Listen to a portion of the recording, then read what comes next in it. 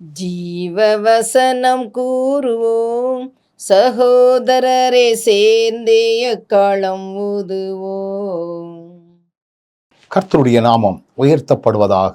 கிறிஸ்துவுக்குள் அன்பானவர்களே, இந்த நாளிலும் ஜீவ வார்த்தை ஒன்றை கேட்போம். 1 தெசலோனிக்கேயர் 5வது அதிகாரம் 21வது வசனம். எல்லாவற்றையும் சோதித்து பார்த்து நலமானதை பிடித்து கொள்ளுங்கள். எல்லாவற்றையும் சோதித்து பார்த்து நலமானதை. அடுப்பிலே சோறை வேக வைப்பார்கள். அது வெந்து விட்டதா என்று சொல்லி ஒரு பருக்கையை எடுத்து நசுக்கி பார்ப்பார்கள். சோதித்து பார்த்தல். நிறைய காரியங்கள் இந்த உலகத்தில் நடந்துகிட்டு இருக்குது.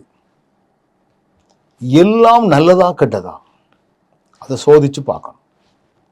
அதை சோதித்து பார்த்து எது நலமானதோ அதை நீங்கள் பற்றி கொள்ளுங்கள். ஒருவர் இப்படி சொன்னார், சினிமா பார்க்குறோம், நலமானதை பற்றி கொள்ளுங்கள், மோசமானதை விட்டுருங்க அப்படின்னு. எனக்கு இதில் உடன்பாடு கிடையாது. சினிமா என்பது ஒரு சாக்கடை. சாக்கடைக்குள் கிடக்கக்கூடிய ஒரு பிஸ்கட்டை யாரும் எடுத்து உண்பதில்லை. எவ்வளவுதான் ருசியானதாக இருந்தாலும் அது நாற்றம் அடிக்கப்பட்ட ஒன்று. எனவே அதிலிருந்து வரக்கூடிய நல்ல கருத்துக்களை நம்ம எடுக்கணுங்கிற அவசியம் இல்லை.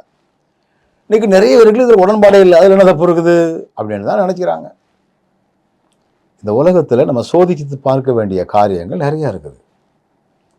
நல்ல நண்பர்களாக இருந்தாலும் சரி, நம்ம பள்ளிக்கூடங்களாக இருந்தாலும் சரி, அல்லது வேலை காரியமாக இருந்தாலும் சரி, நலமானதை நம்ம பிடித்து கொள்ளணும்னா சோதித்து பார்த்து.